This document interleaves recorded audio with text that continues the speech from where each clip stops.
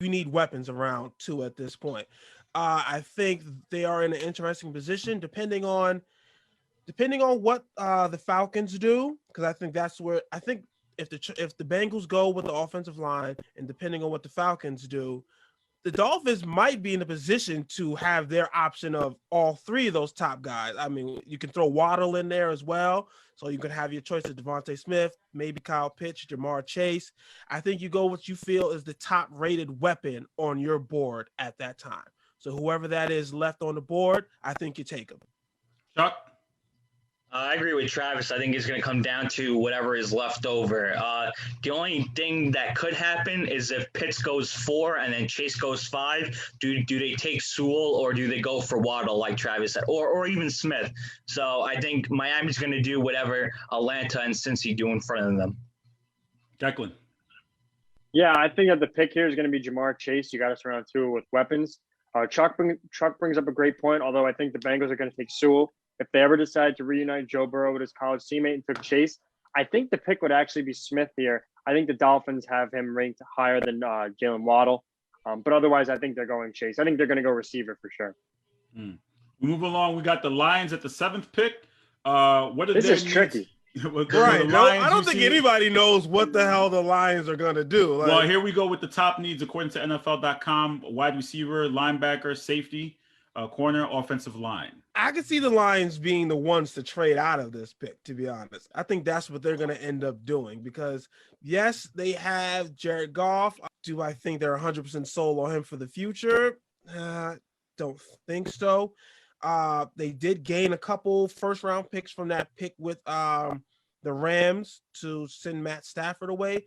So I think it's possible that they're the target point, I think, in the first target point in this draft for one of those teams in the teams, like the Patriots or whoever those quarterback, the Broncos. I think that number 6 pick or so is, or what are we at? You're 7th. 7th. I think that 7th pick is the first target for a trade spot right there. I think the Lions end up trading out of that spot. And they're trading, you're thinking, for a wide receiver or something defensively? Because I think they'll end up trading for draft picks. Whoever wants to move up is going to send them some draft picks because I think there's going to be at least 1 or 2 of the quarterbacks still left on the board. So I think somebody's moving up to that spot to get one of those quarterbacks.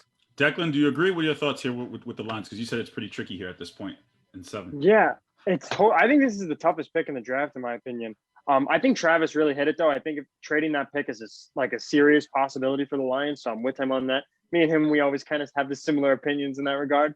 But I'm going to have to say, I think that they're going to be in between 2 guys. They're going to be in between a tackle, Rashawn Slater, and I kind of want my Giants to get him, but I don't think they will.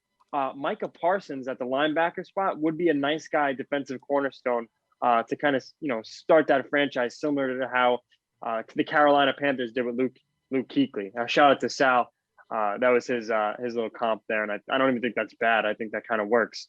So I'm going to go Parsons, but if not Parsons, I think they go Slater. I think if one of the blue chippers fall, they probably stay in a spot and get like a Sewell or a Chase or maybe even a Smith. But I think Travis and Declan are right. They're probably going to trade out of this pick. They have a bunch of needs. I think this is where New England looks to, grab Fields or Lance, who are now falling.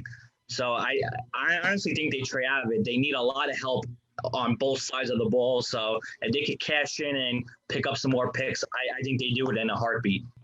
We have our resident Panthers fan. You're on the clock with the 8th pick in the 2021 NFL Draft. The Carolina Panthers select Travis. We are we might trade out of this one as well. That's not answering the question. You don't trade it out. That's an answer. Okay, time out. That's a high possibility here. Again, listen, time out, rewind. With the 8th pick in the 2021 NFL Draft, the Carolina Panthers select. All right, we just traded away Teddy Bridgewater, so we have no backup or veteran quarterback in that situation. I think what's the deadline on picking up 5th-year options? Because I think that's coming. We haven't done that. We saw a lot today. I think it's like Monday. We haven't necessarily done that with Sam Darnold yet. You're hearing rumors that the Panthers are sitting here saying they're not exactly. It's not a definite that they're out of the quarterback market.